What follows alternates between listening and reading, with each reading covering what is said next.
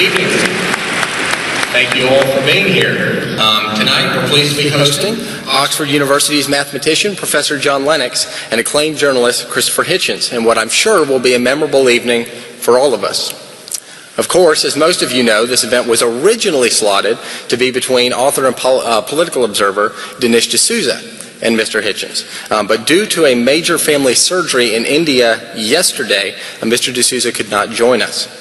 Professor Lennox, however, was planning to be in the very seats that you now occupy, and so when we discovered that, we asked him if he was willing to participate rather than spectate, and he has graciously agreed.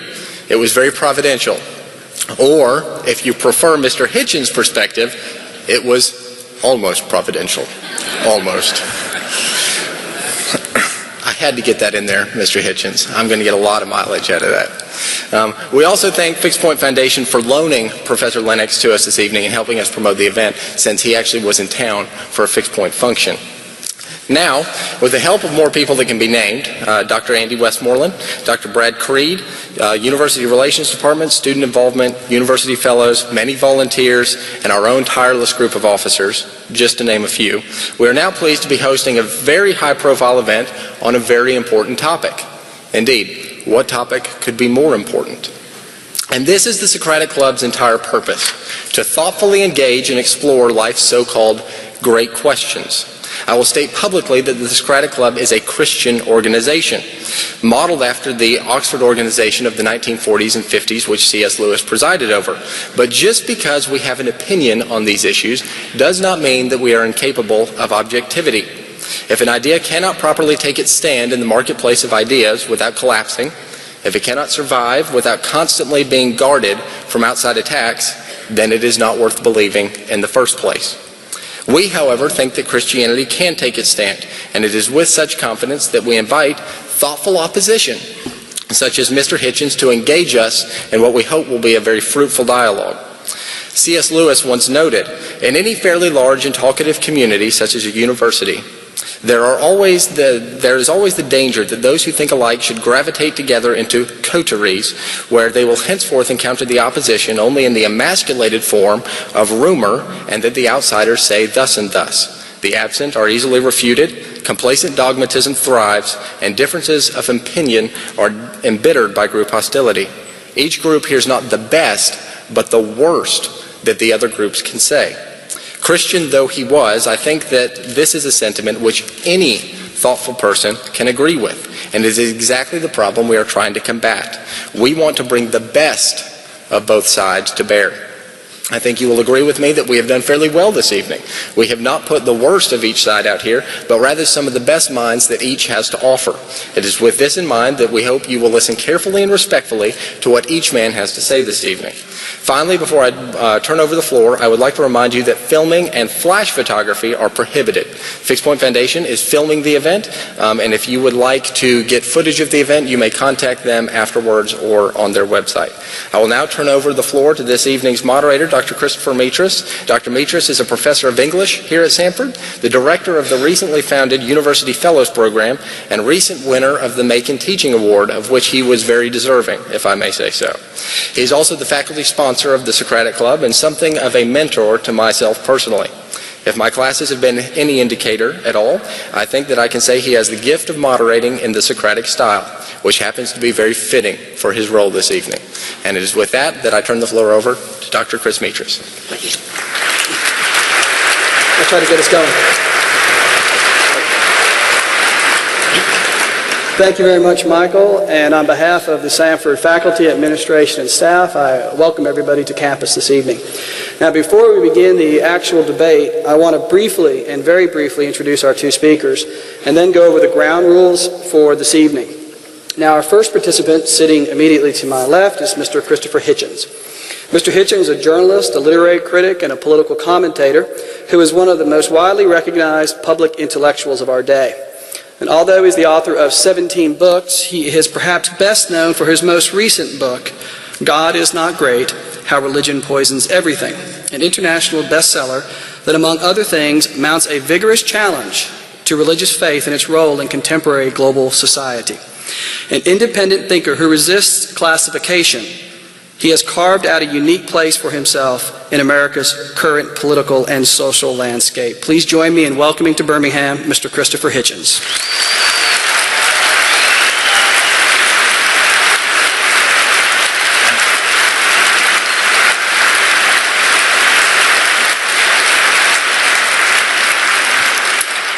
Our second participant this evening is Professor John Lennox. Dr. Lennox is Professor of Mathematics at Oxford University and Fellow in Mathematics and the Philosophy of Science at Green Templeton College, Oxford. Early in his career, as Senior Scholar at Emmanuel College, Cambridge, Professor Lennox attended the last lectures of C.S. Lewis, and since that time, he has emerged as a Christian apologist in his own right. Although his speaking engagements have taken him all over the world, he is perhaps best known to Birmingham audiences for his role in the God delusion debate at UAB back in the fall of 2007.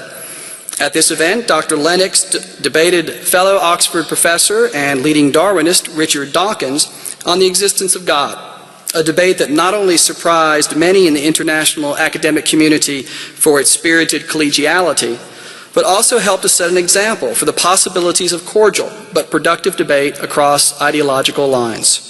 Please join me in welcoming back to Birmingham, Dr. John Lennox.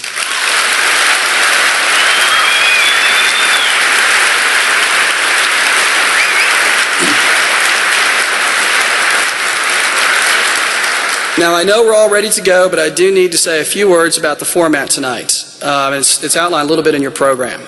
We'll begin with opening remarks. Each speaker will be allotted 15 minutes uninterrupted to offer these opening remarks. As the speaker nears the end of his allotted time, I will signal him with the statement 1 minute remaining. Near the end of that minute, I will signal again 30 seconds remaining. And should the speaker continue on, I will be put in the unenviable position of having to cut him off and turn the floor over to his opponent. The same will happen at the 10-minute time allotted for rebuttal. Again, as we near the time, I will tell the speakers of 1 minute to go, then I'll remind them of 30 seconds to go, and then I will once again, if they keep going, be put in the unenviable position of having to cut one of our speakers off. I spoke to both of the gentlemen backstage. I told them how much I dislike being unenvied, so they have assured me that they will stay and act like perfect gentlemen and stay within their allotted time. Now, the rebuttal period will be followed by questions from the audience. But we're going to do this a bit different than you might have done in another kind of discussion like this. We do not have microphones where you can queue up. Instead, we handed note cards to you this evening when you entered. If at any time during the discussion between the opening comments or the allotted time for rebuttal, you have a question, please write that question down on that index card. During the break between speakers, say when Mr. Hitchens has finished his 15-minute opening remarks, if you wish, pass your question to your right. And we have volunteers who will pick up those questions in the aisle between segments. Those questions will be put in order for me, and then I will take those questions and ask them of our two guests this evening. So, without any further delay, let's begin our debate, and Mr. Hitchens has the honor of opening first. Thank you, sir.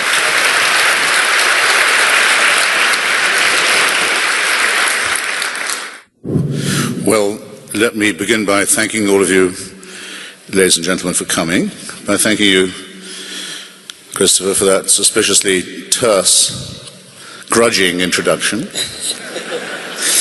and by confessing that I'll have difficulty when I get back to the North persuading my smart friends in New York that there's a Socratic society in Birmingham, Alabama at all. I mean, I told my publishers when I started, I want to begin in Dixie. I don't want to do the usual book tour. I want to take the campaign through the South. And they said, but why would you want to do that? I mean, who doesn't know that it's one long white sheet toga party? Crosses crackling merrily on the lawn in the night breeze. Later on, they repair to an illegal still or hooch to reflect gloatingly on their multiple offenses against chastity, particular emphasis on the loss of virginity with domestic or even semi-wild animals. So it's always a pleasure for me to go back to the the liberal consensus and say to them, you know, you'd be surprised by how quite a lot of that isn't really true. I stick up for you guys when I can, I really do. Now, I'm guessing that tonight I'm not speaking to a largely or predominantly Muslim or Jewish audience. If I was, believe me, I would try and find a way of unsettling you. I'm guessing that those of you who are believers are probably of the Christian kind. As you know, the atheist position is the following, that of the many hundreds, if not thousands, of gods and religions that humanity has invented in its time, we have three, roughly, and only three, not roughly, only three alternatives in considering them. One is that all of them are true. One is that all of them are false, and the other is that only one of them is true. The first proposition is self-evidently absurd. They can't conceivably all be true. Indeed, there are mutually exclusive forms of Christianity, just to take only one religion. That all are false seems at least possible. That only one is true is the position, say, of my opponent, Dr. Lennox, I think must be the hardest single position to take. But in the spirit of it, I'll assume Christianity, and I'll just remind you of a novel that probably most of you won't have heard of, but was once very famous. It was called When It Was Dark. Has anyone heard of it or read it? It was a huge bestseller just before the First World War. It was by a man called Guy Thorne. And the mise en scène of the novel is this, that news comes from Palestine that a grave has been opened, and that in this grave the stone rolled away from the tomb. On a stone inside is the body of a man who's been scourged, crucified, had a crown of thorns pressed down on his head, and has a terrible wound in his side, an almost perfectly preserved cadaver. And on the news of this terrible archaeological discovery, the world undergoes a complete moral collapse. Because without the resurrection, or with definite proof that there was no such thing, that the resurrection was a fabrication, there's no further moral restraint on humanity.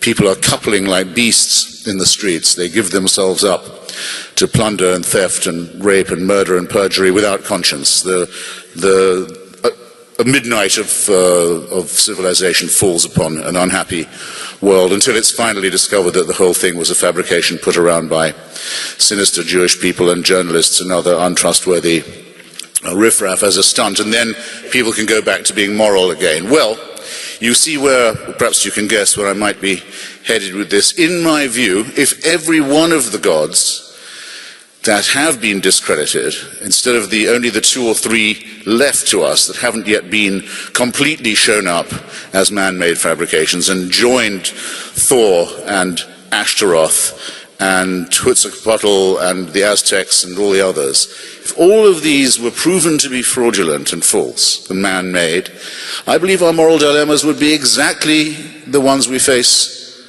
now. All of us, atheist, agnostic, philosophical, Socratic, or true believer. We would still have to wonder about the purpose of our existence here. We would still have to wonder about the origins of the cosmos and of nature. We would still have to wonder about our duties to one another. We would still have to wonder about how to build the just city, how to reflect on truth and on beauty. All of these dilemmas would remain exactly the way they are. They're unaltered by any supernatural dimension. And our subject tonight is the supernatural dimension itself, the chieftain of that dimension, the concept of God. So I want to begin by clarifying why it is that I believe there is no such entity or person, and I want to go on to say why I'm relieved when I reflect that this is so, why I think it would be horrible if it were true or otherwise. And I think I'd have to begin with a distinction between theism and deism. Even Thomas Aquinas' famous 5 proofs of the existence of God, for example, are, strictly speaking, hardly theological at all. They're essentially only deistic. They're about first causes, or uncaused potential, or latent causes. They derive the idea of a creator from various gaps and from observation of the rhythms and the patterns of nature and the cosmos, and they postulate that these rhythms and patterns would make no sense without a first cause. In short, they postulate nothing more than the argument from design, which, as you all know, is subject to a refutation that says, well, if there was a designer, then the designer must himself have been designed, and threatens those who offer the case with an infinite regression into a chaos. However, I would say it's not possible to refute this argument conclusively or utterly or finally. Only one can point out, as I will, some gross absurdities and inconsistencies in it. But for this evening, and for the purposes of tonight, why don't I simply grant that it could be true that there was an original creator, and that that's a good and elegant explanation for how at least the cosmos and the process of life on Earth, two quite different things, got started. Why don't I just grant the deist his point? After all, in the time that I've written the most about, at the time of Thomas Jefferson and the time of Thomas Paine, both of those gentlemen deists, an intelligent person would probably have had no choice but to believe something very like that. There's no superstition to it. There's nothing supernatural about it. But it leaves the theist, like my learned opponent, with all, if I make this concession, it leaves him with all his work still to come.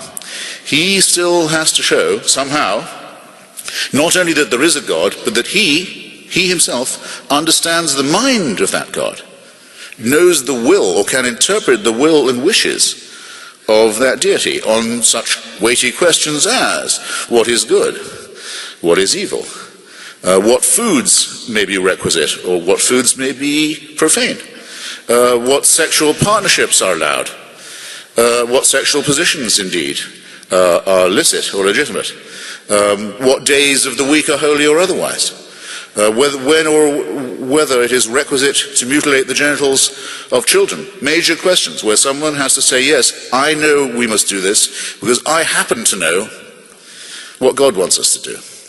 Now, it's my submission, ladies and gentlemen, and I think it's a fairly modest one, that brilliant as a mathematician Dr. Lenox may be, no person, no other human being, no other primate, no fellow mammal of mine, however clever they may be, is in any position to say that they know God's will, or God's word, or God's desire or intention.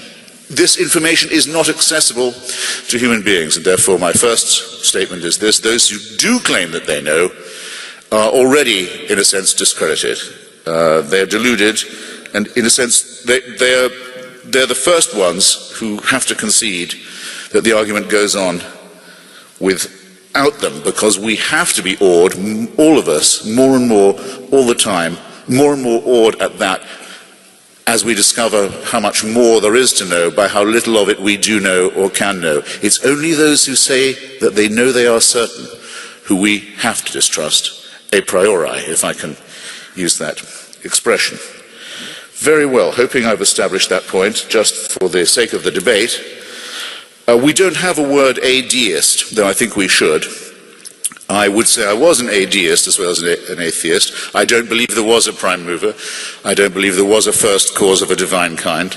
I think we have better and further and brighter explanations for the origins of things than the idea of a supernatural first cause. But some also would say we don't even really need the word atheist, because after all, I don't require a special term. When I tell you I don't believe in a tooth fairy, you don't say, well, what's the word for someone who doesn't do that? When I say I don't believe in witches, and I don't believe in the biblical injunction to kill them either, they don't say, what is it to be a non-believer in witches and witchcraft? When I say to a Muslim, your prophet believes in dust devils and jinns and the haunting spirits of the desert, shows what nonsensical peasant superstition is involved in the Muslim profession of faith. No one says to me, what word are you using to say you don't believe in dust devils and jinns? I think I can be generally credited with having good reasons for my doubt. However, I think that the challenge is a fair one, because I think we are divided as between those of us who attribute our presence here to the laws of biology and the laws of physics, and those of us who, and we're modest in doing that, I think, we say we submit ourselves to the evidence, and even if it comes up with conclusions that aren't very welcome to us, we will accept them if they're well-founded, and those who are conceited enough, I would say, arrogant enough, in fact, to think that they are here as the consequence of a divine design. There's all the difference in the world between those two worldviews, and the big difference is one of them has evidence for it and the other doesn't. And one of them will say in advance what would refute it. I can tell you, if you ask me, what evidence, if presented, would mean I'd have to change my mind, and the theist will never do that. He will never tell you in advance, show me this and I'll stop believing in it. There's always an infinite replenishment of the infinitely renewable resource of faith going on. In fact, it's the humility of it that makes me laugh at it in a way the most. They say that they're humble, these believers in God. They want to be written up as modest, because they think that, of course, that God tells them they're worms, originally sinful, ingrates, incurable, made out of dust in one narrative, out of a clot of blood in the Quranic narrative, bad, off to a pretty shaky start, condemned since an original fall of man. Nonetheless, cheer up. The universe is designed with you in mind. This is a depraved form of sadomasochism in my view. It's not good for you to go from this terrible abjection and serfdom in the one instance to this belief that you are the center of creation and the object of the cosmos in the other. It's a terrible alternation, an erotic alternation between being much too servile and much too arrogant. But just locally, what would it be to believe this? Suppose you did believe that everything that had brought us here was by design. Well, we know that 99.9% of all species that have ever existed just on this planet have become extinct. So heaven has already watched almost 100% of its creation die off, often in very unpleasant, callous circumstances, with folded arms, right? And that's billions of years of geological time. Some people say that Homo sapiens has been around for 100,000 years, some for as long as 250,000. No one says less than 100,000. Francis Collins, the great Christian believer who did the Human Genome Project, says certainly 100,000. I'll take 100. Richard Dawkins thinks it's more. I'll take 100. What does it mean if we're divinely supervised and divinely created and looked out for? It means that for 98 or so thousand of those years, humans, Homo sapiens, were being born, dying, half of them in childbirth, I would think. Life expectancy maybe of 20 years, maybe of 30, people dying essentially of their teeth and of hideous diseases, living in permanent fear. Where are the earthquakes coming from? Where are the lightning strikes coming from? Why is all this? What are these diseases that hit us? We don't know about microbes, we have no idea. That's to say nothing about the fights with neighboring tribes over women, over land, over meat, over subsistence, the torture, the violence, the cruelty that goes on. I don't need to underline all of it, I hope. You can picture it for yourself. 98,000, the first 98,000 years, heaven watches this going on with perfect insouciance. And something like 2,000 to 3,000 years ago decides, right, we have to intervene now. We have to do something about this. Well, what would be the best way of intervening to try and redeem this rather bleak picture? What about having somebody tortured to death in an obscure part of the Middle East? That ought to cure it. Or if you're a Muslim, what about getting an illiterate epileptic shepherd to start babbling and saying that he's been talking to an archangel? Or what about inventing the figure of Moses in a mountain that's never yet been found by any geographer, Mount Sinai? That's what you'd have to believe. I've got a minute, right?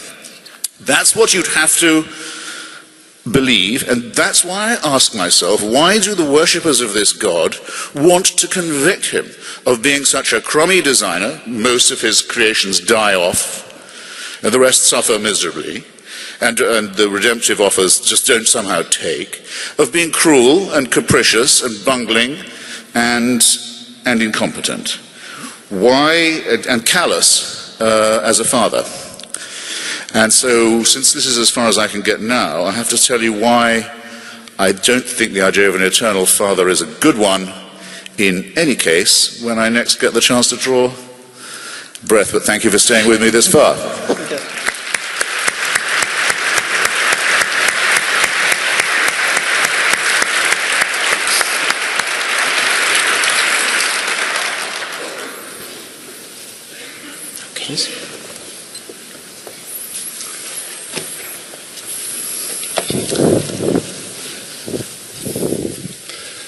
Well, good evening, ladies and gentlemen, and thank you very much for coming. It's a great pleasure for me to be back again in this university, and I'm delighted to once more meet Christopher Hitchens. It's a delight to meet an Englishman who's an American citizen on his own territory.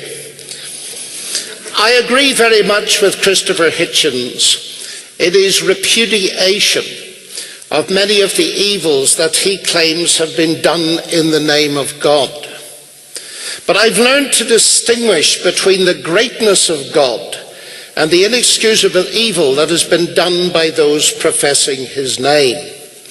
And so I do not deduce that God is not great and that religion poisons everything. After all, if I fail to distinguish between the genius of Einstein and the abuse of his science to create weapons of mass destruction, I might be tempted to say science is not great and technology poisons everything. What is more, as I look back at the evils of atheist regimes of the 20th century, I might also be tempted, ladies and gentlemen, to say atheism is not great. It has poisoned everything. As it is, I hold that science shows some of the greatness of God. The famous physicist James Clerk Maxwell, who discovered electromagnetic theory, inscribed above the door in his laboratory in Cambridge University the words, "Great are the works of the Lord, studied by all who delight in them." Yet Christopher Hitchens says, thanks to the telescope and the microscope, religion no longer offers an explanation of anything. I find it impossible as a scientist to take such a statement seriously, as if using a microscope and a Rembrandt painting could disprove the existence of Rembrandt himself. The idea that God and science are mutually exclusive explanations of the universe is as wrong as saying that internal combustion and Henry Ford are mutually exclusive explanations of the automobile. They are complementary explanations. One explains how it works, the other why it exists. To think that as the reach of our instruments increases, the greatness of God the Creator somehow diminished is to make the mistake of confusing mechanism with agency. When Newton discovered the law of gravity, he didn't say, now I know how the universe works, I don't need God. No, his wonder at how it was done increased his admiration for the Creator who'd done it that way. And Newton wrote the most famous scientific treatise of all time, the Principia Mathematica, in the hope that it would persuade the thinking man to believe in a deity. Telescopes can show us the wonder of the night sky, but science didn't put the stars there, nor did the laws of biology and physics, ladies and gentlemen. They describe what is there, they don't put it there. Stephen Hawking says the usual approach of science of constructing a mathematical model cannot answer the question why there should be a universe for the model to describe. He then asks, why does the universe go to all the bother of existing? Does it need a creator? Yes, it does need a creator. Alan Sandage, widely regarded as one of the fathers of modern astronomy, discovered quasars, said, I find it quite improbable that such order came out of chaos. There has to be some organizing principle. God to me is a mystery, but is the explanation for the miracle of existence, why there is something rather than nothing. And another giant of cosmology, Arno Penzias, won his Nobel Prize for discovering an echo of the Big Bang. But Penzias could see how unimaginably greater is the God who conceived of this beginning to space-time in the first place. Astronomy, he says, leads us to a unique event, a universe which was created out of nothing, one with a very delicate balance needed to provide exactly the right conditions required to permit life, and one which has an underlying, one might say, supernatural plan. Einstein had the brilliant insight that the speed of light was an absolute constant.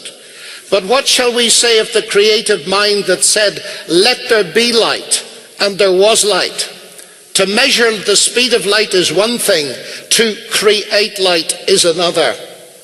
Far from science showing God is not great, as Christopher Hitchens suggests, the very opposite is the case. It was belief in God that motivated the advance of science in the 16th and 17th centuries. Galileo, Copernicus, Kepler, Newton expected to find law in nature because they believed in a great lawgiver.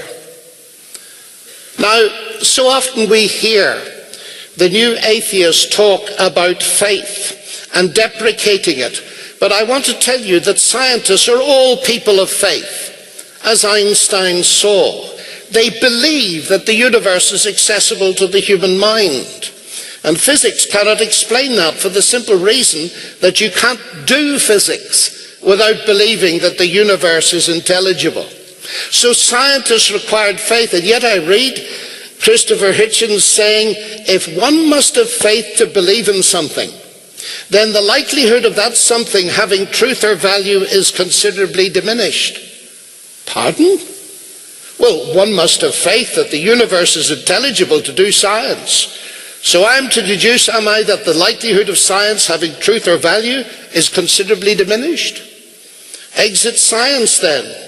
And I presume that Christopher Hitchens, like most of the rest of us, believes in his own existence. Yes, am I to take it then that the likelihood he really does exist is considerably diminished? His statement is a self-refuting statement. And I find it ironical that the so-called new atheists are so passionate about ridding the world of faith that they appear to be blind to the fact that they themselves are driven by faith. They believe that their minds can grasp truth. They believe in science. They believe that God is not great. Yet Mr. Hitchens informs us in a classic oxymoron, our principles are not a faith. Our beliefs are not a belief. The mind boggles, ladies and gentlemen. That is not the only irony, for the new atheists offer no ground for the faith that they themselves cannot do without. After all, if human life has been cobbled together by mindless, unguided processes, why should we trust our cognitive faculties and the validity of any belief that they produce, atheism and science included? John Gray gets it exactly right. Modern humanism is the faith that through science humankind can know the truth and so be free. But if Darwin's theory of natural selection is true, this is impossible. The human mind serves evolutionary success, not truth. Well, this reduces all rationality to zero. And far from atheism being great, it seems to me that it is irrational, anti-scientific, and incoherent, even though emotionally its proponents seem unable to take this on board. Now, as the early pioneers of science saw, the rational justification of science is provided by the existence of the Creator, who created not only the universe but the human mind that studies it. In the beginning was the Word, and the Word was God. All things were made by Him. That makes perfect sense to me as a mathematician. Science is important, but it has its limitations. It cannot answer the questions of a child. What are we here for? What is the meaning of life? Nor can it tell us whether literature or art is good or bad. Hence, an atheism that insists that science is the only way to truth diminishes human beings. This is very obvious to many of my Russian friends. We thought we could abolish God and retain a value for human beings, but we found we couldn't.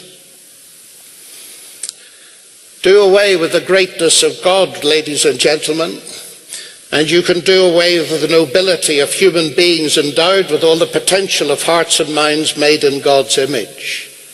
You also do away with their freedom.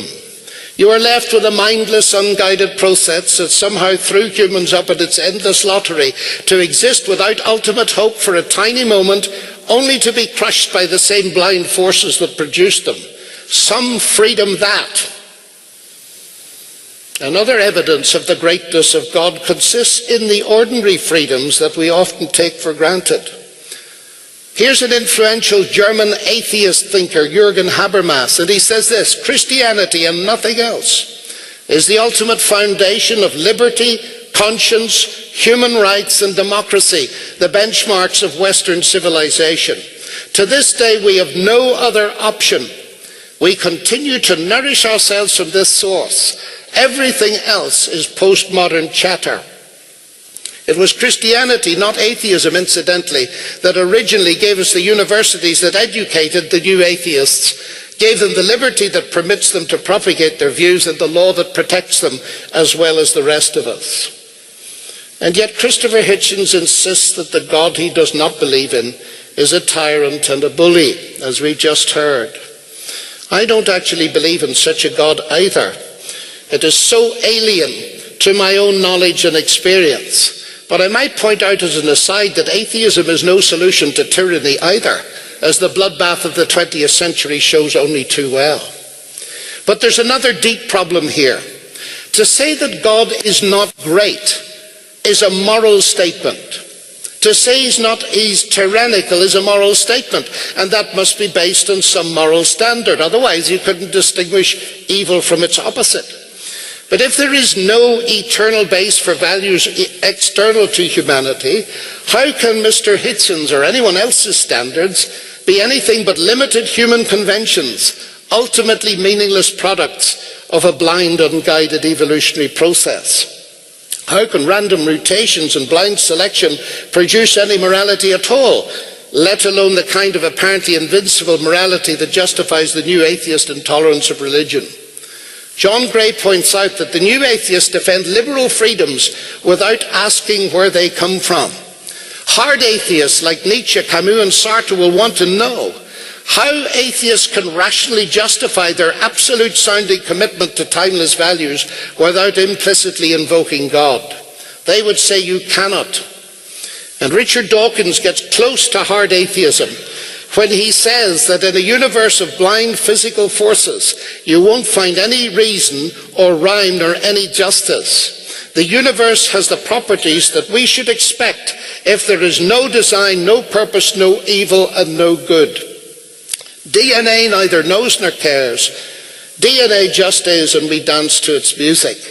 But if Hitler or Paul or you and I are simply dancing to our DNA, no one can blame us for anything. All morality is gone. So the claim that God is not great, being a moral claim, dissolves into utter meaninglessness. And here we meet a strange contradiction.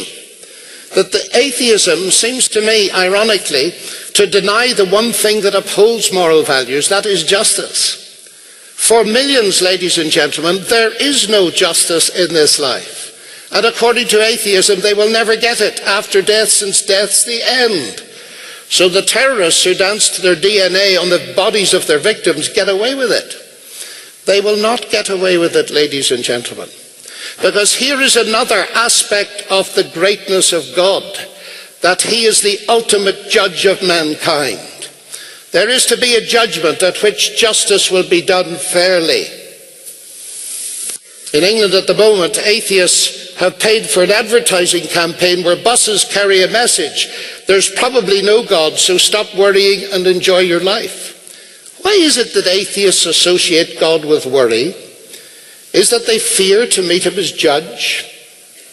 They don't like judgment, but I can't help noticing sometimes how judgmental they are. German Marxist thinker Max Horkheimer said a very interesting thing. He feared there might not be a God, since then there would be no judgment and no justice. And here we have a dilemma.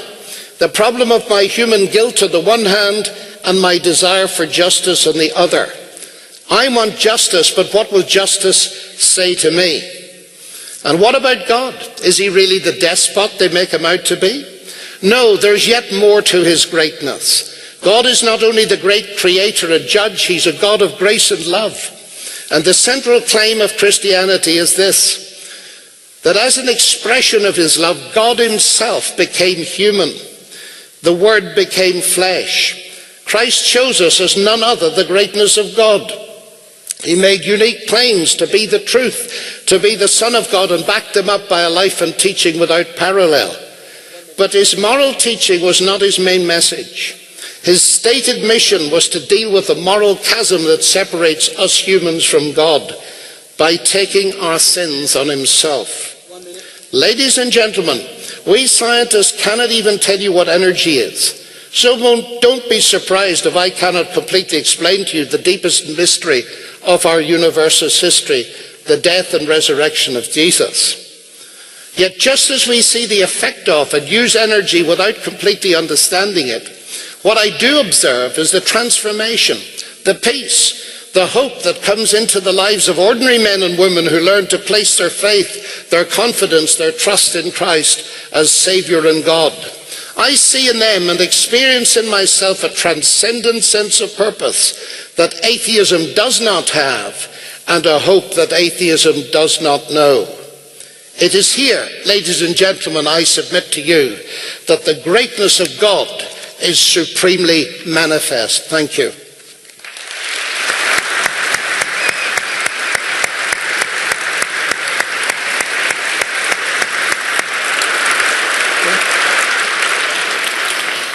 Mr. Hitchens now has 10 minutes for rebuttal. Let me remind you again, if you have questions, please write them on the index cards and pass them to your right. Well, let me do this in reverse order and see if I have enough time left over to complete my first burst, as it were. I think I gave you fair warning, ladies and gentlemen, brothers and sisters, that Dr. Lennox would have to claim to know more than he can possibly know, and he by no means let me down. He knows that he's saved. He knows who's saved him. He even knows who hung the stars in the sky. How he knows this, I don't know. It was a bravura performance in its way, but I don't think if you're going to claim to know who put the stars up there, that you should be citing Albert Einstein. If there's a copy of my Portable Atheist on sale afterwards, and I hope there is, if it isn't, it is available at fine bookstores everywhere.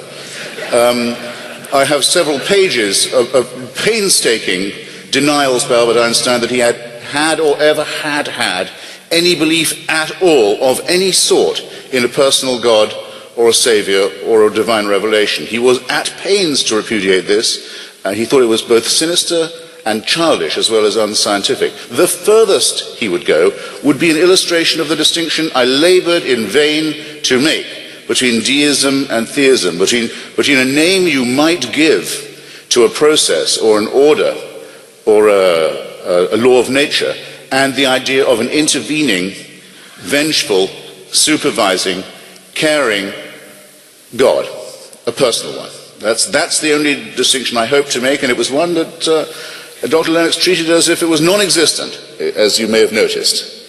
Einstein may not be used by those who believe in revelation or personal God. Now, okay, on the something and nothing question, let's stay with science for a moment. Edwin Hubble noticed a few years ago, as many of you will know, that the universe was continuing to expand and at quite a rapid rate away from itself.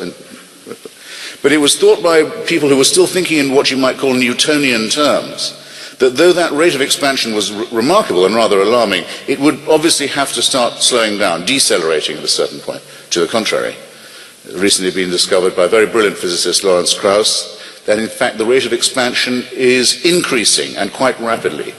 The universe is expanding very, very fast. Very soon, if we hadn't been around at this particular point in time, there wouldn't be enough evidence left around in the red light shift for us to know that the Big Bang had ever even taken place. We're only picking that up from signals from a long time ago, which will soon be unintelligible.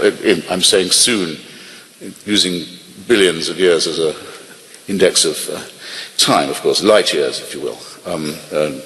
Not light years, they're distances, but you know what I mean. Distances and times that are rightly called astronomical. What does this mean? It means that, though there is now something, after all, I am here, I do firmly believe, and I'm very happy to see all of you here too, especially those of you who paid for your tickets. It means that very soon there will be nothing. A lot of nothingness is headed our way. It's going to be all over quite soon. You can see it coming. Read the Lawrence Krauss, Edwin Hubble stuff. It's going to explode away. It's going to fall apart. And if, that is, a couple of things don't happen sooner than that, we can already see the Andromeda galaxy in the night sky. You can actually see it some nights without really the aid of a telescope, headed directly on collision course for our own. We have an appointment, ladies and gentlemen, with the Andromeda galaxy. It's going to crash right into ours. There's something now. Enjoy it while you can. Nothing is coming. Whose design is that, may I inquire? Or perhaps before that, it's very possible that before any of this happens, we won't have to worry about it, because our sun will simply swell up into a red dwarf, our oceans will boil, life on this planet will become extinct, and then the sun will collapse into itself and go the way that millions and millions and millions of other stars have. We can see them imploding and exploding and shooting themselves to death all over the sky as it is. Nothingness, there's a lot of nothingness. So those who want to claim the credit for the something, what deity is going to claim the credit for the nothingness? And who went to all this trouble, this fantastic explosion of nothingness, these infinite spaces of nothingness, and with the destiny of destruction written in every galaxy, in order to create this one privileged planet with this one very shivering, uncertain, vulnerable primate species on it that's only been here for 100,000 suffering years and has only been offered redemption for 2,000. Look first upon this picture and on that. Look at the absolute extraordinary scale that's proposed on the one hand, and the absolutely, or not even microcosmic, on the other. And I don't believe you can possibly take any claim of religion seriously here. Whatever is the explanation for this, people who say, well, since we don't know, we may as well say it's God, are simply drumming their fingers. They're wasting their time and they're trying to waste yours. Now, on this question of who's boss, and why I don't think the Eternal Father idea is a good one. I'm sure I'm not the only father here. I have 3 children. My job as a father is to get out of their way, is to do my best for them, and then make room for them. What if I was to say to them, oh, don't worry, I'll always be here. Not as in, I'll always be here for you, as in, I'm never going away. You'll never see the back of me. You'll never get to say goodbye, Daddy. No, I'll always be here. In fact, I'll be here long after you've died. In fact, I'm rather looking forward to that, because then I can sit in judgment on you. This is not even a benevolent form of despotism, is it? When you allow yourself to think about it. It's somewhat worse than I was saying before about the way that religion makes people first be terribly abject, and then terribly solipsistic, and arrogant, and conceited. If it were true that all these things are attributable to an eternal Father who is unknowable except by those who claim, as Dr. Lenox does, sources of information denied to me and many other people, what would it mean at the minimum? It would mean we were living under an unalterable, unchallengeable dictatorship, which might or might not be benign. We've no assurance it would be benign. In my view, benign dictatorships are the worst, but that's another story. It would mean we were subjected to everlasting, round-the-clock surveillance, waking and sleeping. We would never have a private moment. Everything we did and thought would be known and supervised and invigilated and either rewarded or punished. Even Big Brother in George Orwell's 1984 couldn't be absolutely sure what all his subjects were thinking. But there was the crime of thought crime. You could be charged with it. Under the divine dispensation, no problem. You're convicted of thought crime before you've even had the thought, because everything is knowable. And how would the God who convicted you know? Because he'd already created you full of dirt and sin and wickedness. That's part of the design. And the horror of it, the fascistic element of it, is this. You're created sick, and then you're ordered to be well. So you're created full of dirty thoughts and wickedness and wrong ambitions and impure and foul nature, and then you're told, you better cure yourself pretty fast, otherwise I won't be answerable for the consequences. This is the worst imaginable kind of unfreedom, and I have to say I distrust those who wish that it were true. In my opinion, the original emancipation, the first emancipation that humans must undergo is the freeing of themselves from this man-made and mind-forged manacle. It might be asked, why don't I want it to be true?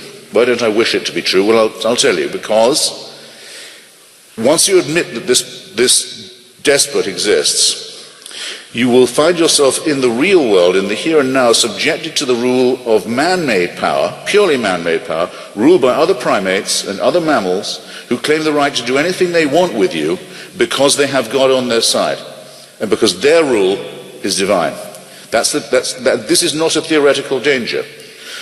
I'll illustrate it in a different way if you like, and take up Dr. Lennox's point about the origins of morality. If you think that we wouldn't know right from wrong, we'd have no concept of good and evil, or the right action or the wrong action, or the right thought or the wrong thought, if we didn't have the permission of a supernatural celestial dictator, if that's where our ideas of good and evil come from, then let me ask two questions of you. First, okay, I'll ask the questions and I'll leave it with the questions. And I hope I'll get a response later.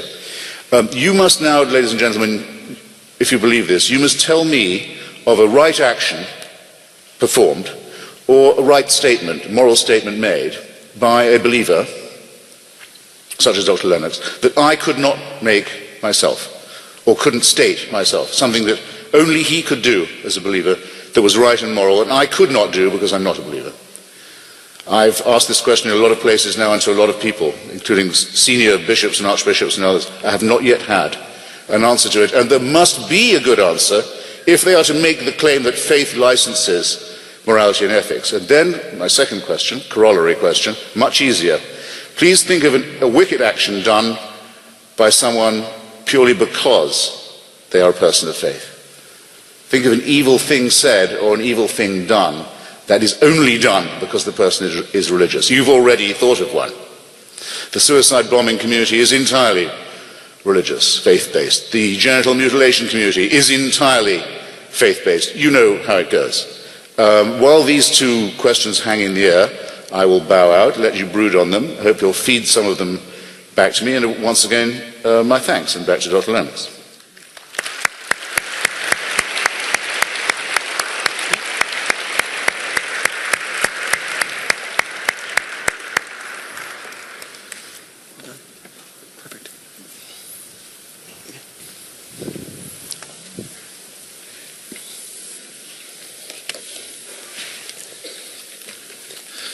Well now, I'll not be able to deal with all of these, but let me do my very best to talk about them. You missed completely my point about Einstein. Ladies and gentlemen, I hope you noticed I didn't mention anything at all about Einstein's belief in God, because I'm completely aware of all that Christopher Hitchens had said. The point I made was that Einstein believed that all scientists had faith. That is a completely different thing, a faith in the rational intelligibility of the universe that was real faith. And my argument had nothing whatsoever to do with Einstein's belief in God. He mentioned in his initial speech that the idea of the Creator had been completely refuted by the question, you must ask who created the Creator, and you get into an infinite regress. I discussed that with Richard Dawkins in my debate in Oxford. If you have to ask the question, who created the Creator, that means you believe in a created God. And created gods are a delusion. We've known that for centuries, and we don't need to be told it. If you say who created the Creator, it means also that you cannot conceive of anything that's eternal. And I don't know what Mr. Hitchens' views on the universe are, or in mass energy, but the incapacity to believe in eternal is essentially the issue. My final point on that would be this. I said to Richard Dawkins, I can ask you the same question, because you believe that the universe created you. So I would like to know who created your Creator, but he doesn't seem to have an answer to that. Now then, you referred to the universe and its expansion and collapse from the beginning to the end. And you said, what's the point of the whole thing? I would agree with you if I believed that the universe was a permanent phenomenon. But one of the things I understand from the New Testament is that the universe never was meant to be a permanent phenomenon, but is a stepping stage. I cannot go into what the Bible has to say about the notion of new heavens and a new earth, but I would simply want to say that this is something that is very clear in the Bible itself, which claims that the universe will end up in a massive heat death. This is something not new with science. And the point is that God is going to have a new manifestation. And that is why his plans are much bigger than we see within the confines of this present universe. But there was quite a lot of emphasis in Christopher Hitchens' talk on certainty. He said those who say they are certain are discredited. But he was absolutely certain when we spoke that supernatural is to be ruled out, that no one can know the mind of God. How is he so certain about that, if you can't be certain about anything? Ladies and gentlemen, I think this is actually important, because I would not like to give you the impression that my certainty is the certainty of arrogance. It's rather this, that I believe that behind this universe there is a God who loves you and me so much that he's taken the initiative and revealed himself to us. And the key question that underlines this whole discussion is this: is there such a thing as revelation?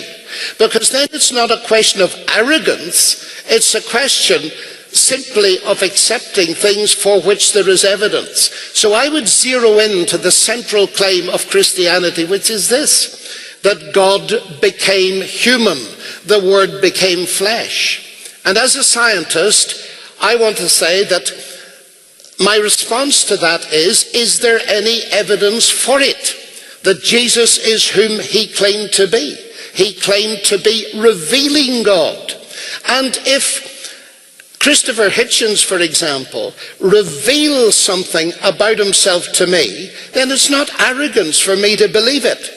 But I will never know him unless he's prepared to do that. It's exactly the same with God. Unless he reveals himself to me, of course I cannot get to know him.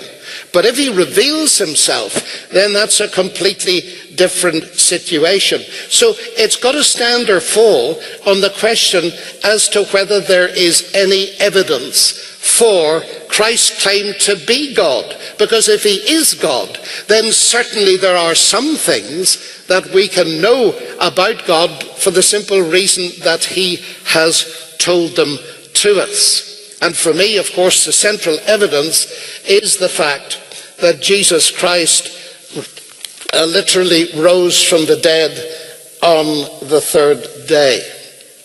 Now, I'm sad when I hear Christopher Hitchens' caricature of God as a celestial big brother, always watching us, trying to spoil our fun. That is an invented God, ladies and gentlemen.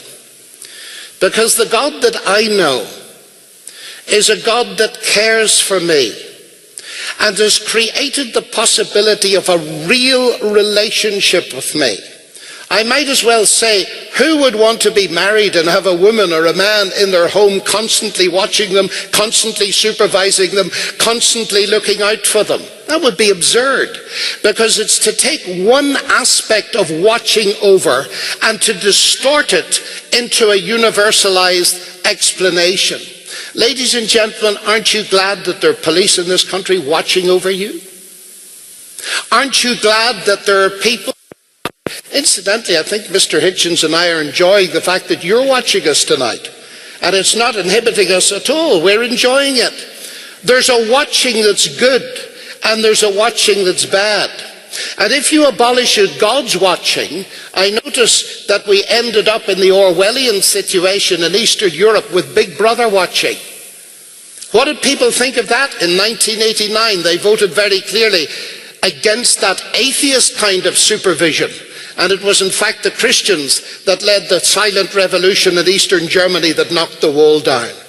There's a false kind of watching, and I agree with Mr. Hitchens on it, but there's a true kind of watching, because the relationship with God is not something that's forced. It's a real relationship of love. We've been given freedom. I heard a real caricature of the biblical story in saying that God had created us sick. God made a perfect world, ladies and gentlemen. But he made us in his image with the capacity of real freedom and real choice. So that if we say no to God, God will honor that choice. I wonder what Mr. Hitchens would want God to do with people that say no to him. He seems to have difficulty with the idea that God will honor the choice of those that say no. Why is that? Because God hates them and is some cosmic tyrant? Of course not. It's because God actually loves them. Now, these things are sometimes hard to grasp because there are so many distortions of God around in the world, and that's why, again and again, I come back to look at the person of Christ who reveals God to me, to look at his love and his friendship and his care. And if I ask myself the question, would I like to be in the company of that person permanently? My answer is a resounding yes. I can think of nothing more liberating and nothing more utterly magnificent that expresses the greatness of God. Now, we heard a challenge from Mr. Hitchens that he throws out all over the place. Can we think of a right action that can be made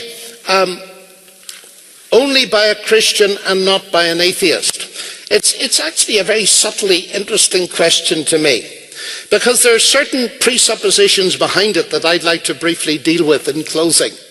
One is this: from where I sit, ladies and gentlemen, whether a person is an atheist or a Christian or anything else, they are made in the image of God, and therefore they are moral beings. Therefore they're capable of seeing good and doing good. And sometimes my atheist friends could put me to shame. So there is that basic moral compass, which makes Mr. Hitchens' question a little bit beside the point. But if I were going to answer his question directly, I'm not convinced that William Wilberforce would have liberated slavery as he did if his motivation had been atheism. Because I noticed that Wilberforce liberated slaves only to have slavery reintroduced by Nazi Germany and communism in the 20th century. There is no guarantee, ladies and gentlemen, that the abolition of God will mean the abolition of the captivity of man. But my final answer to his question is this: can I name a good action that no atheist could do? Yes, I can.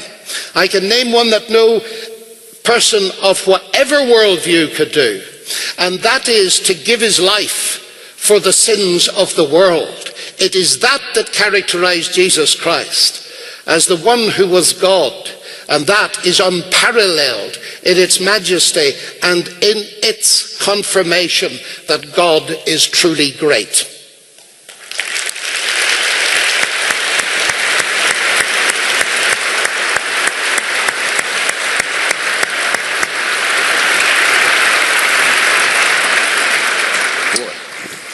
Okay, thank you. Well, now I earned my bread.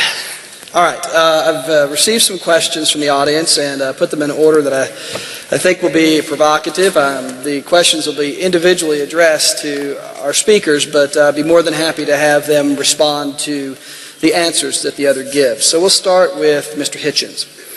One of our guests tonight wants to know if your beef really isn't more with, say, the concept of original sin and universal depravity than it really is with religion in general, that you have a very specific view of what religion is, and that's what you have a problem with. Well, yes, I mean, I think all religions are equally untrue, because I don't think there is a supernatural dimension to be appealed to, or to be used as an explainer of what we don't currently know about our species or about the cosmos. I think you get along much better if you exclude that assumption. And that means you don't empower, if you can exclude it, if you can limit it to a private belief, a belief people keep in their homes and so forth, which are, of course, more than entitled to do. It means you don't find that you're dealing with a class of witch doctors, mullahs, priests, rabbis and others who make a living in politics by saying that they have special rights because they're doing God's will, which has been a curse to humanity throughout its entire existence. And currently, I think, in the form of theocracy and its various bullying threats, represents a very direct, immediate threat to the survival of our species. So yes, we'd be better off without it. Would you like to respond to that, John? Sorry, I missed the thing that I need to respond to. Okay, that's all right. I guess You mean we'd be better off without the doctrine of original sin? perhaps.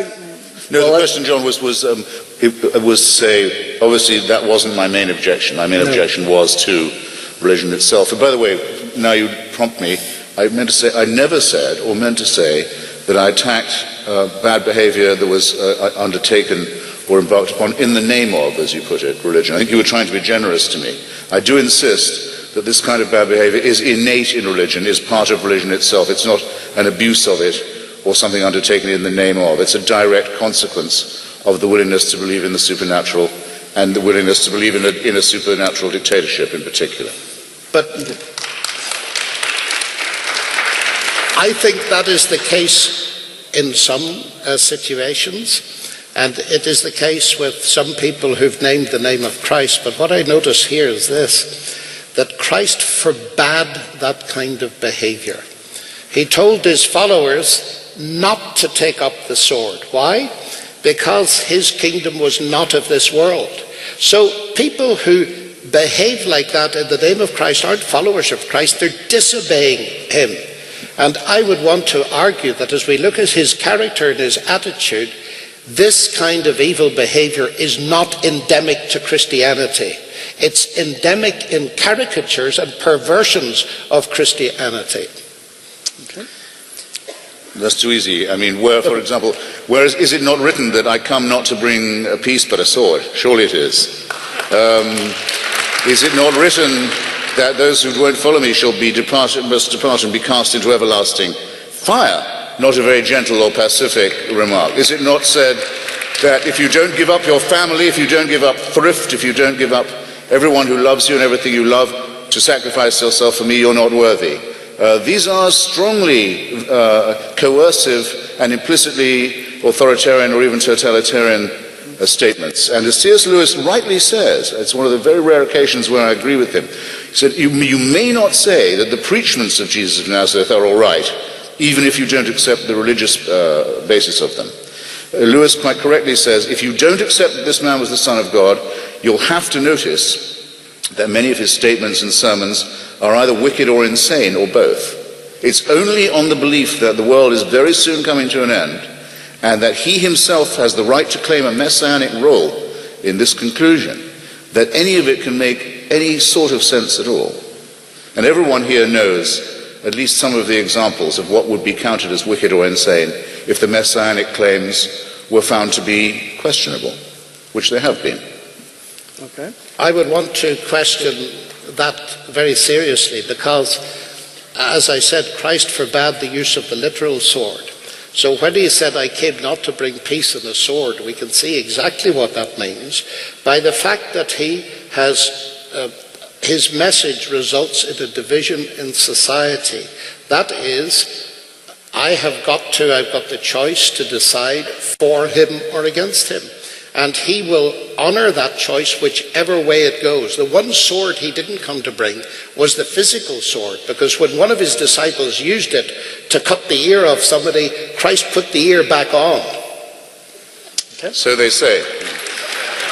Okay, well, the so they say comment may segue into the next question. This one's for Professor Lennox. One of our audience members wants to know, if you're correct about there being a deity, he wants to know, or she wants to know, why Jehovah? Why not Osiris? Why not Buddha? Why, in the words of one of our guests here, why is one myth or folktale more true than another? Well, first of all, I don't think they're all myths. I think there are many myths around in the world. And certainly the question is an important question because it makes the distinction between the kind of deism or even theism that responds to the design in the universe and so on, and says, why this one God? My answer to that, ladies and gentlemen, is very simple. I have to decide that like I decide everything else, on the basis of the evidence. And the evidence in the case of the life, death, resurrection of Jesus Christ has convinced me that he is God incarnate. So I base my faith on that evidence. And of course, each one of us must make up our own mind. Now, if we had time, I could explain that evidence in detail. But the point of the question is, how could we decide?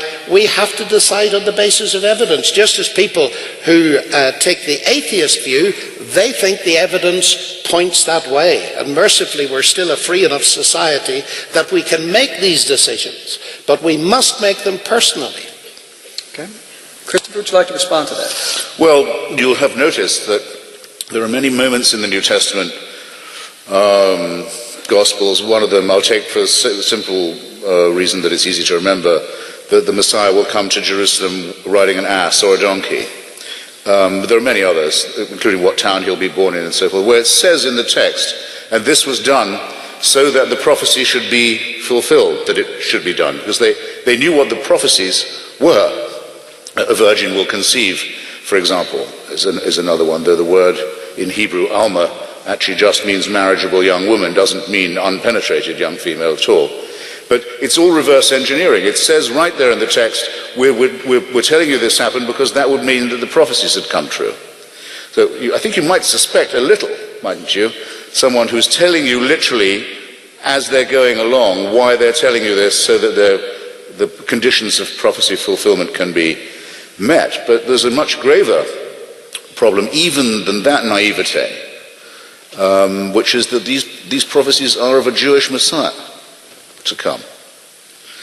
And the Jewish religious authorities of the time considered, and who were the nearest, much closer to being eyewitnesses, if the story is true at all, much closer than the authors of any of the Gospels. They were the people who were the religious authority in the area. He was a member, if he existed, of their congregation. They thought he was a sorcerer and a fraud and an impostor, and convicted him of blasphemy, because though he in fact never said that he was God, there are some Christians I know who do say that Jesus is God. There are some who say he only claimed to be the son of. The critical question is, he's asked, art thou the Christ? Are you the Messiah? And he gives a slightly evasive answer at this point, but it's enough to make the Sanhedrin rend its garments. So all you're seeing in this tale, if it be true at all, if it have any truth to it, is the origin of Jewish-Christian fratricide. Of the Jews who have nurtured the idea of prophecy and the Messiah through their prophets for generations, who believe the Messiah has not yet even considered deigning showing up, and those who tell the Jews, why are you wasting your time? The good news has already happened. Why don't you just get with the program? I submit that neither of these propositions is worthy of the consideration of an intelligent or educated human being. It's Bronze Age peasant Palestinian superstition. And the competition over it and interpretations over it have made humanity's life even more miserable than it was going to be otherwise. Okay. Well, I know that Dr. Lennox has a response to that. And in the third form of plagiarism that it takes, which is the plagiarism of Islam from both Judaism and Christianity, the competition between monotheism has become really outright menacing. And the real responsibility of citizens is to hold it down, is to resist theocratic bullying and the superstitions that underlie it. Okay.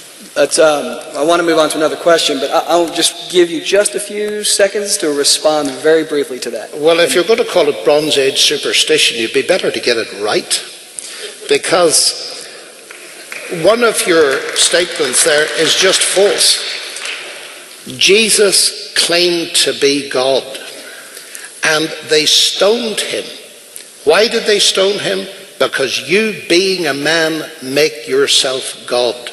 The notion that he never claimed to be God is simply false. And you say prophecy is irrelevant and superstition and all of that.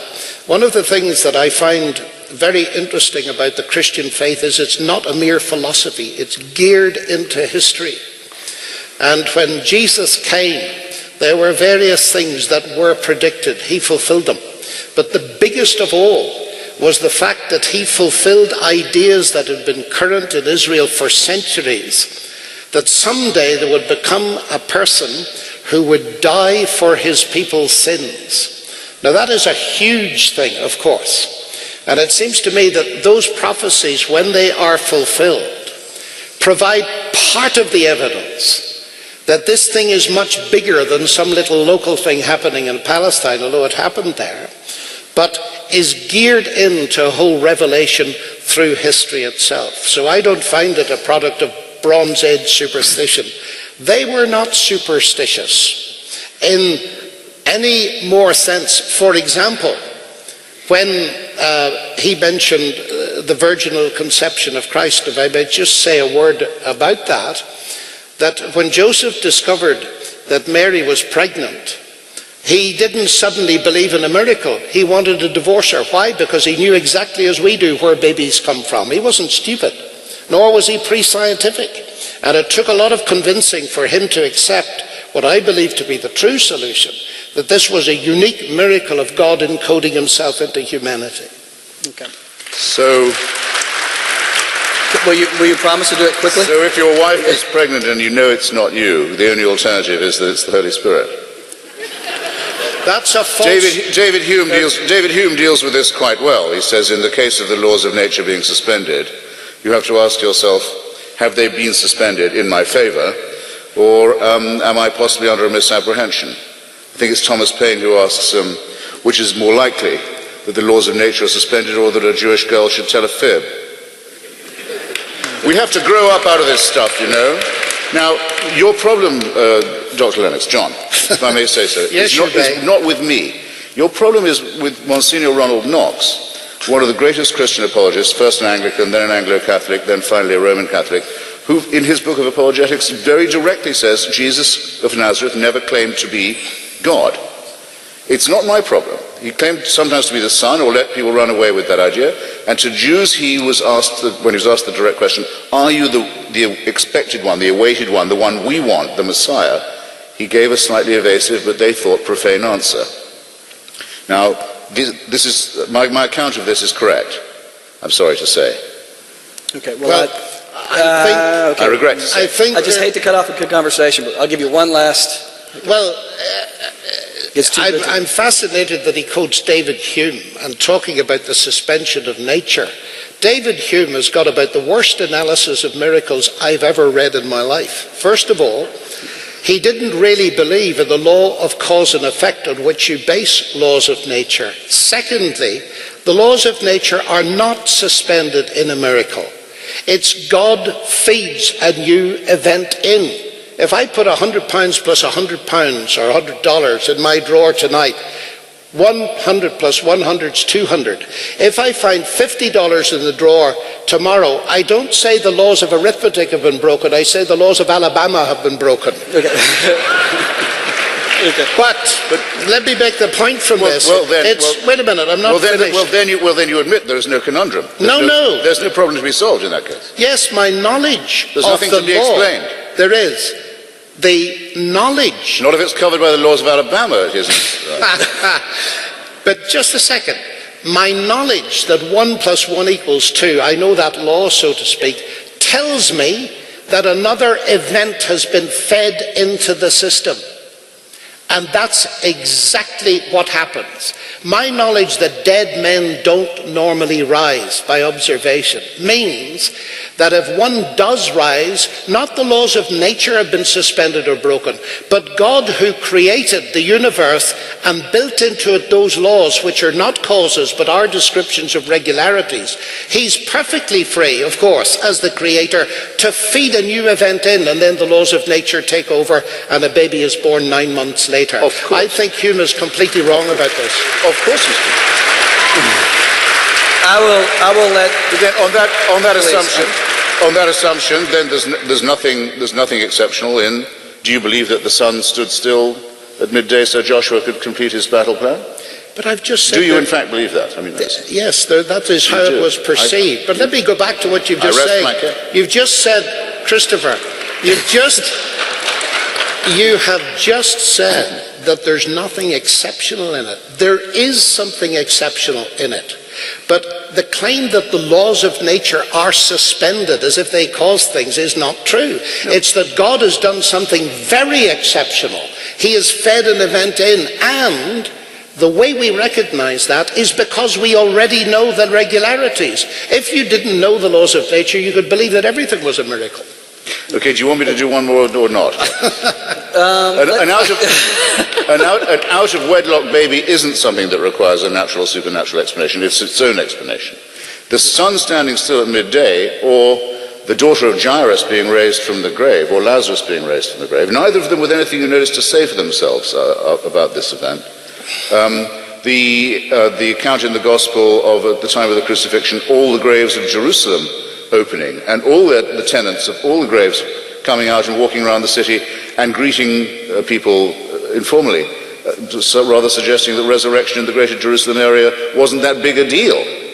If you're willing to believe any of this, that's the sort of thing you're willing to believe. Okay, well, thank you very much. We'll move on to our next question. That was too good an exchange to interrupt. So this is for Mr. Hitchens, and again, we'll do a little bit of free play on this. I bet we will. Yes, we will.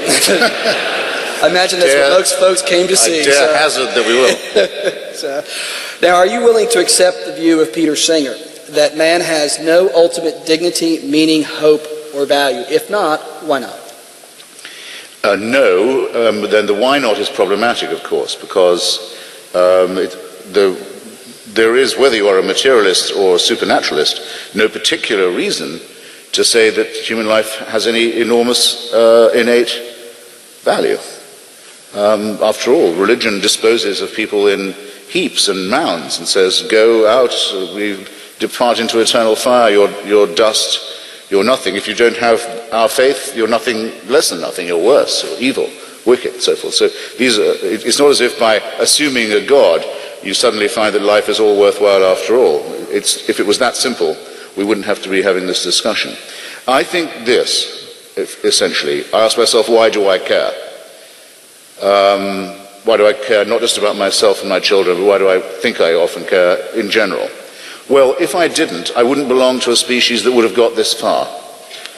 It may sound a platitudinous answer, but I think there's some force to it. If we didn't have human solidarity, if we didn't realize that we are brothers and sisters one with another, that we have responsibilities, duties to one another, that these are not merely reciprocal in evolutionary terms, in other words, you be nice to me, I'll look out for you, but that they can involve real ties, real bonds of affection, friendship, even love.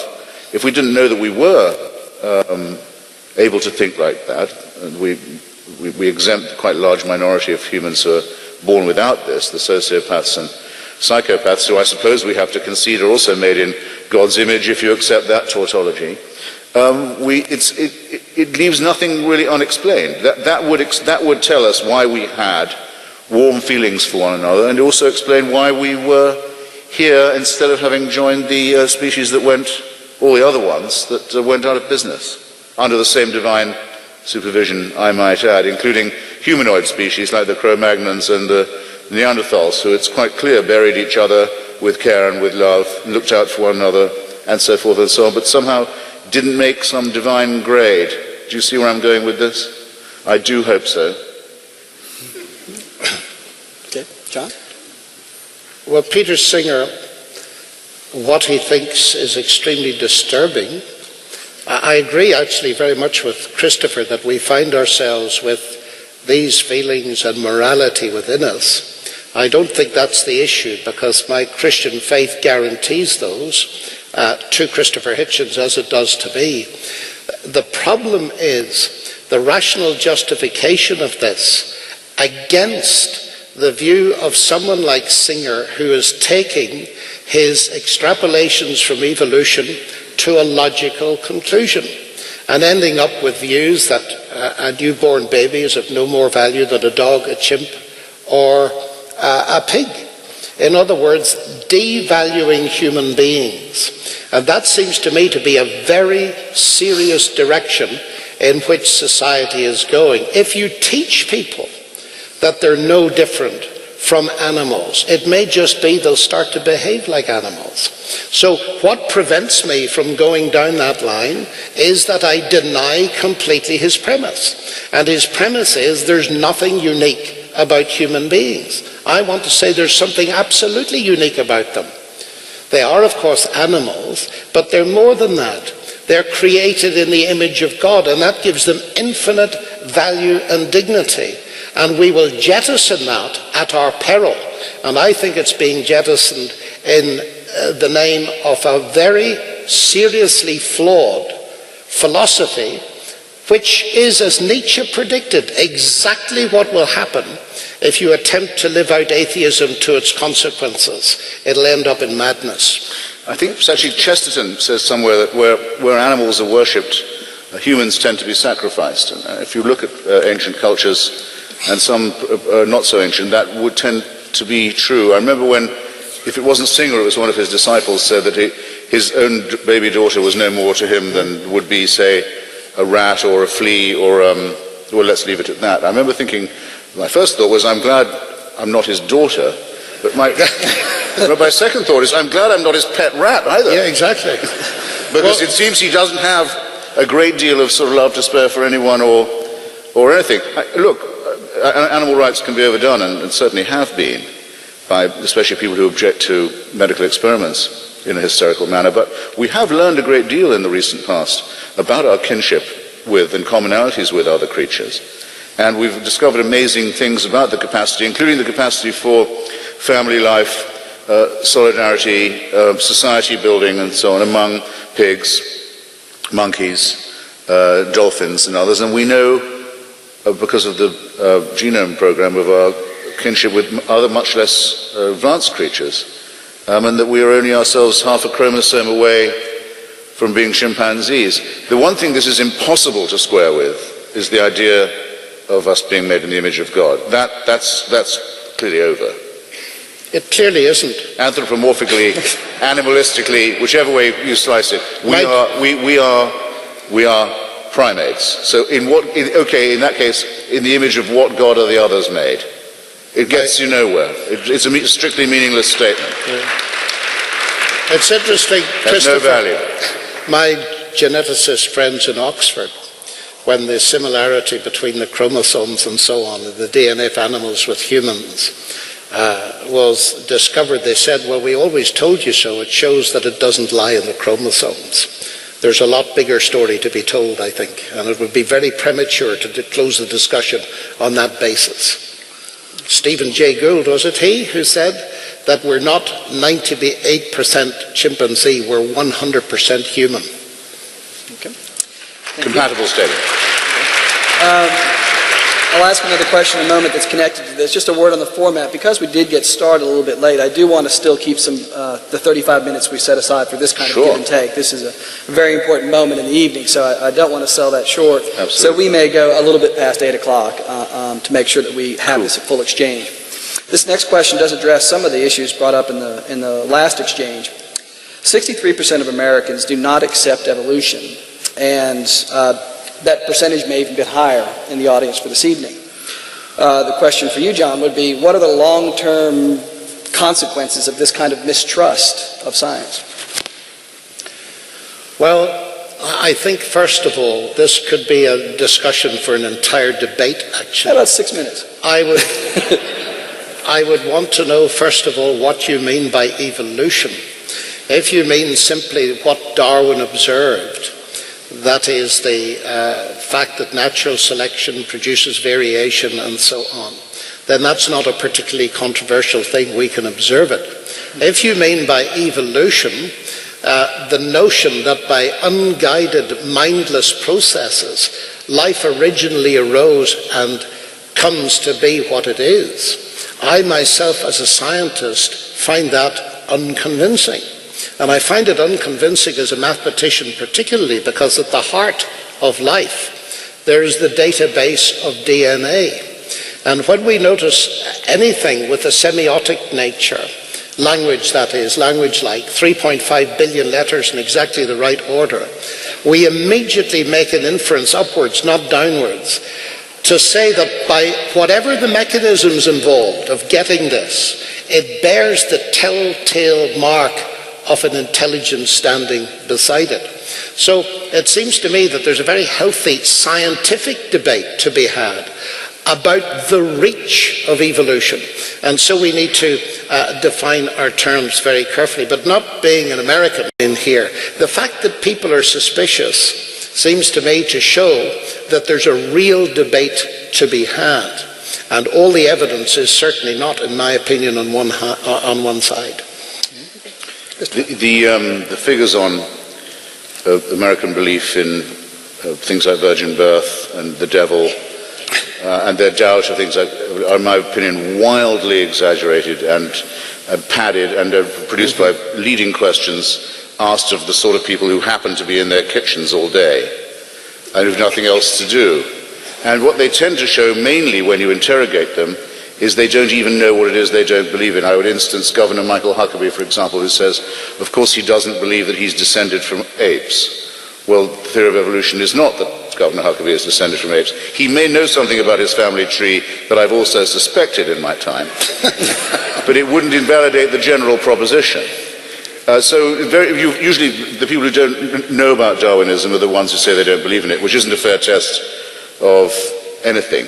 I'll just add on this point of not being descended from, but having things in common with our primate cousins.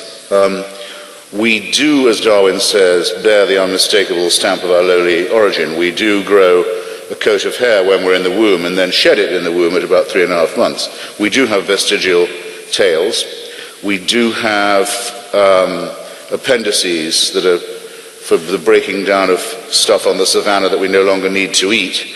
And we do have wisdom teeth and other dentition that we don't any longer require because we were adapted to an environment a savannah environment that we've long ago abandoned. So saying that you're 100% human is only another way of saying that you're very much 98% primate. Voila. Otherwise it's a distinction without a difference. I'll ask this question. This is addressed to Christopher, but again, for both of you to address. And I believe one of your early books, Letters to a Young Contrarian. So this may be an interesting answer for you to give. What advice do you have for someone who has left theism, but was raised in an institution like Samford or in a church and is still in that institution? What advice would you give that person?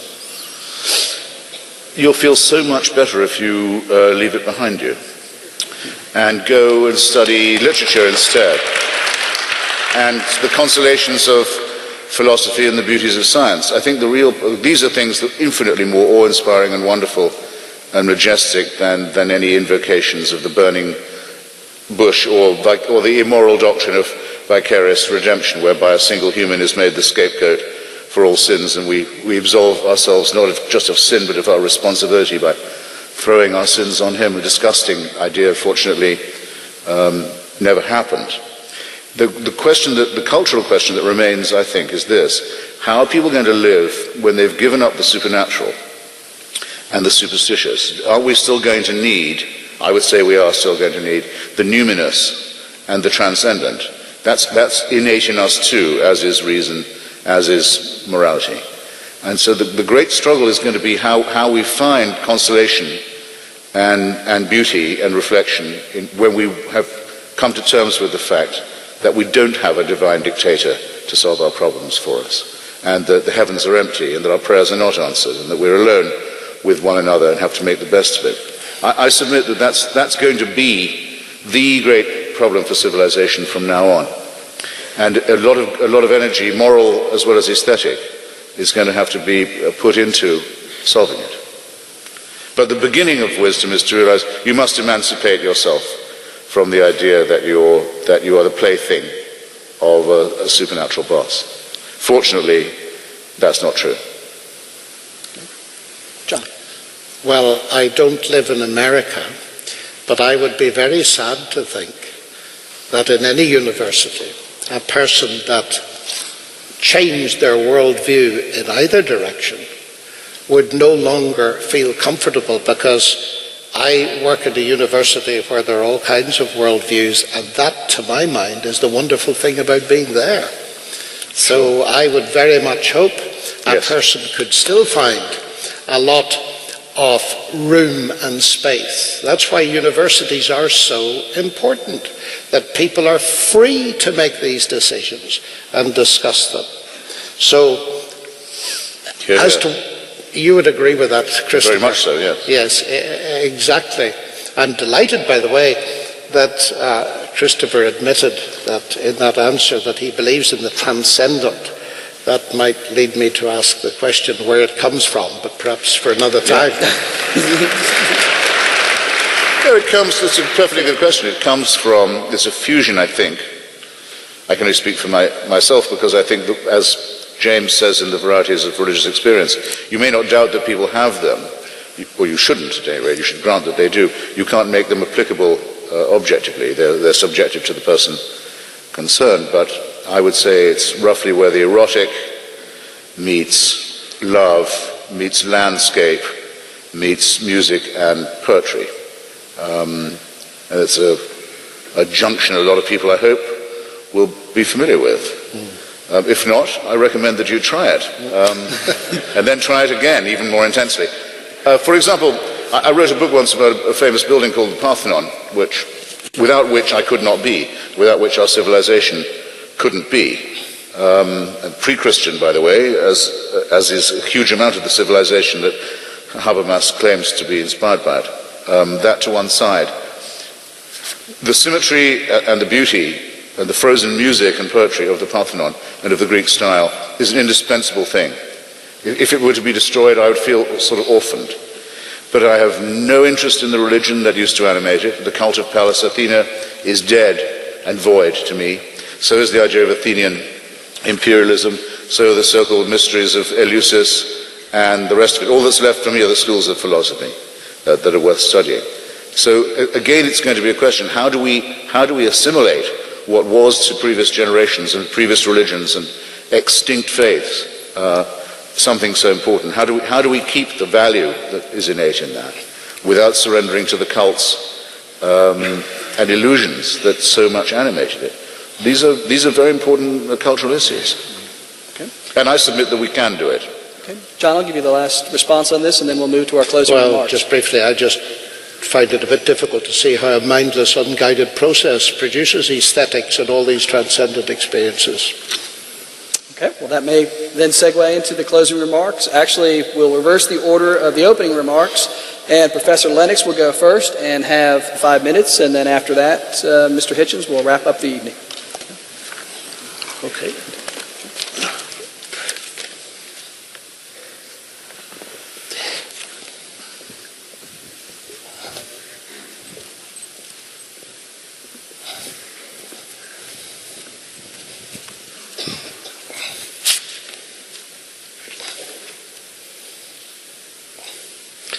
Well, ladies and gentlemen, I've very much enjoyed this spirited debate, and Christopher Hitchens is certainly a very worthy opponent. In my closing remarks, I just want to address very briefly a point that has not been addressed. He said in his opening remarks, just in passing, about man-made gods. That is, gods are the figment of our imagination. Well, I would agree that if God does not exist, then Freud can show us clearly how Christianity is an opiate, a comfort blanket, a flight from reality into an imaginary fantasy heaven of wish fulfillment. But if God does exist, then Freud will equally convincingly show us how atheism is a comfort blanket, a flight from the reality of coming face to face with our Creator. The Polish Nobel Prize winner for literature, Czesław Miłosz, wrote, "A true opium of the people is a belief in nothingness after death, the huge solace of thinking that our betrayals, our greed, our cowardice, our murders are not going to be judged." Ladies and gentlemen, Freud could give you an explanation in both directions, but what Freud cannot do, as Manfred Lutz, the brilliant German psychiatrist, has pointed out, Freud cannot help you at all on the question of whether God exists or not. And that really is the basic question behind our consideration tonight. Is God great? Of course, presumes that there is a God to be great. And I have argued tonight that there is evidence in the universe of the existence of God, but in particular that God has revealed himself to us not only in creation, but also in that inbuilt moral sense that we all share. And it seems to be enormously important that we see that there's real evidence that points upwards and doesn't point downwards. But I want to conclude by reading to you a Times columnist's article written by an atheist, Matthew Paris. He says this: as an atheist, I truly believe that Africa needs God. Missionaries, not aid money, are the solution to Africa's biggest problem, the crushing passivity of the people's mindset. Now a confirmed atheist, I've become convinced of the enormous contribution that Christian evangelism makes in Africa, sharply distinct from the work of secular NGOs, government projects and international aid efforts. These alone will not do. Education and training alone will not do. In Africa, Christianity changes people's hearts. It brings a spiritual transformation. The rebirth is real, the change is good. Those who want Africa to walk tall amid 21st century global competition must not kid themselves that providing the material means or even the know-how that accompanies what we call development will make the change. A whole belief system must first be supplanted, and I'm afraid it has to be supplanted by another. Removing Christian evangelism from the African equation, says an atheist, may leave the continent at the mercy of a malign fusion of Nike, the witch doctor, the mobile phone, and the machete. At the heart of the Christian message is something so utterly great and good that no mere human could do it. And that is the fact that Christ died for the sins of the world. Christopher Hitchens finds it repellent, as he says in his book, the idea of one man dying for another, as one man cannot take another man's sins. He is absolutely right, ladies and gentlemen. When Jesus told a man that his sins were forgiven, the people around at the time were as outraged as Christopher Hitchens. Who can forgive sins, they said, but God alone. But that is exactly the issue. If Jesus is merely a man like all others, then of course it's outrageous. But he isn't. He is man, but he never was merely man. And that's why his death is utterly unique, and why millions throughout history and in our world today find peace and forgiveness in his name. At lunchtime, Mr. Hitchens told us he didn't like the imagery of the shepherd and the sheep that occurs in the New Testament, because shepherds are usually out to fleece their sheep and eat them. But he missed the point, ladies and gentlemen, because when Jesus Christ said he was the good shepherd, he was making a contrast between himself and earthly shepherds. He said he was there to protect them when the wolves come, that he was there not to kill the sheep, but to be a most unusual shepherd, that he would give his life for the sheep. And as for fleecing them and eventually destroying them, what did he say? He said this: I shall lose not one of them. I think this is one of the most magnificent images, because it says the exact opposite of what Mr. Hitchens wants it to say. Ladies and gentlemen, God is not only great, Christ has shown us that he is immeasurably great.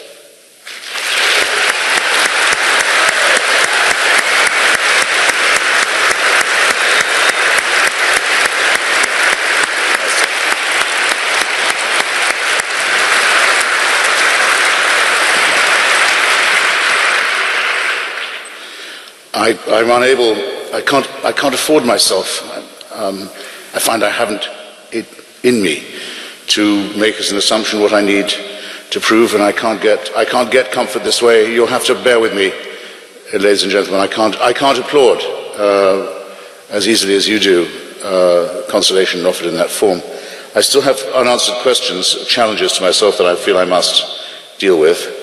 To my question, could a moral action be performed by a believer and not performed by me?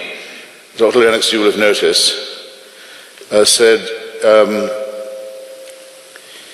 there's a moral action that a believer could perform that I couldn't, and that was to offer myself as a sacrifice for the redemption of humanity.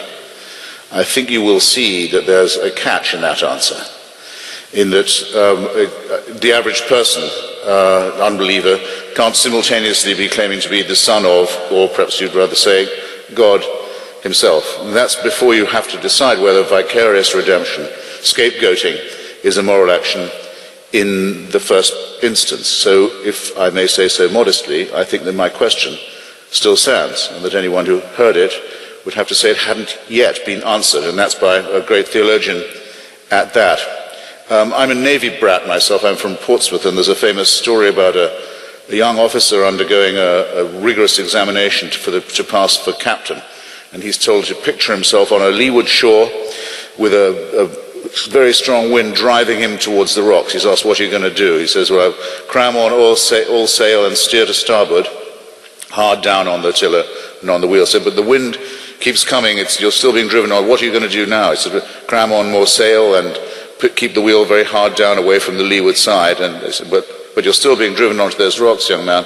What are you going to do now? Just cram on more sail and keep the rudder and the tiller hard down on the starboard side. And he's interrupted. He said, where are you getting all this extra sail from?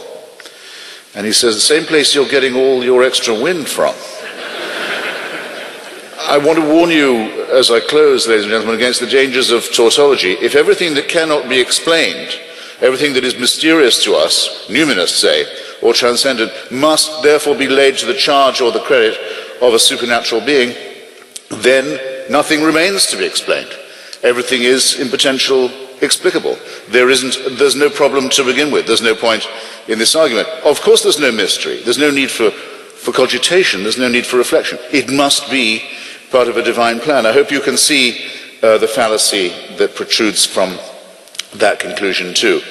Where does the transcendent come from? I'm happy to say I don't really know what the well springs of the transcendent are in me or are in us, but it does no good to say, oh, don't you know, they come to you by divine permission. Nothing is added by that explanation or that assumption. I didn't rise to the challenge about atheist regimes in the 20th century, and I really should take a minute. I hope I've got a minute for this. I'll be very brief.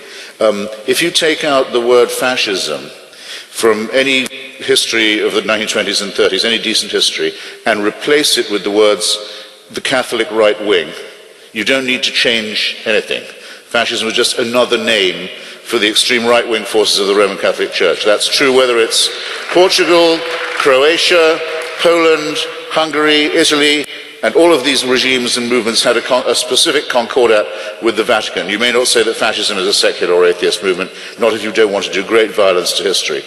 The churches of Germany celebrated the birthday of Adolf Hitler every year till 1945 by order. And his first significant treaty of the Nazi regime was with the Vatican, a concordat that gave the church a monopoly over the education of German children in response for a pact that abolished Catholic parties that might challenge the rule of Hitler.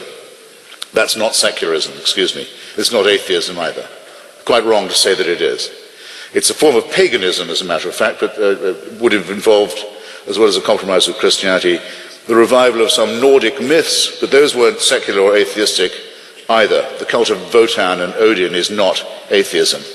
In the case of the Soviet Union, where the population had been told for centuries that the Tsar was like the Pope, divinely inspired and divinely empowered, and where serfdom was justified by the Russian Orthodox Church, which was a state church. If you're Joseph Stalin, seminarian graduate, seizing power, if you don't know how to exploit a reservoir of credulity and stupidity and passivity and servility like that, you shouldn't be in business. And what did he do? He replicated the same thing. There was an inquisition, a heresy hunt, a promotion of himself as the divine one from whom all blessings flowed, and all the rest of it. And to this day, the Russian Orthodox Church, which never ceased to support Stalin, has under Putin actually begun to produce icons. I can show them to you if you doubt me. You can look them up on the Weekly Standard website, any of you tonight. Icons of the Russian Orthodox Church showing Joseph Stalin with a halo around his head. This is not atheism, nor is it secularism. If William Wilberforce was indeed animated by Christianity, I have to make this my closing point, in his campaign against slavery, he should have been. Because it was about time that there was a Christian who said that this trade had gone on long enough. And any Christian should have felt responsible for saying so, because for the entire period of its existence, slavery and the slave trade had been justified directly by reference to the Christian religion and by direct references to the warrant for slavery that's contained in Holy Writ and in Scripture. And that's why we like the captain who wrote Amazing Grace, because he'd been the captain of a slave ship. And he was just as much of a Christian when he was doing the first thing as he was when he was doing the second. The chances, though, that a member of the American Anti-Slavery Society, Thomas Paine, Benjamin Franklin, the others, was not a Christian would be extremely high. The chances that until very, very, very late in the 19th century, a defender of slavery would be a Christian were statistically enormous. It therefore proves absolutely nothing about Christianity that some of its members finally turned against one of their foulest practices and impositions. And if I was a Christian, I would avoid this argument very carefully as tending to show that there is no basis in faith for morality, that our morality is innate to us. And it's very nice when sometimes religion catches up to morality for a change. Thank you.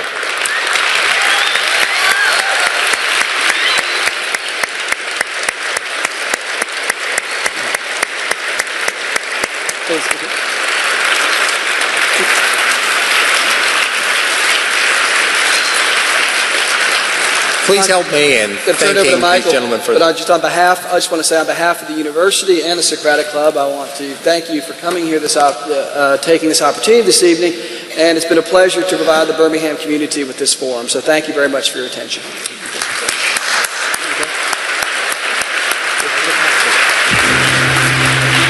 There will be a book signing in the back shortly. Thank all.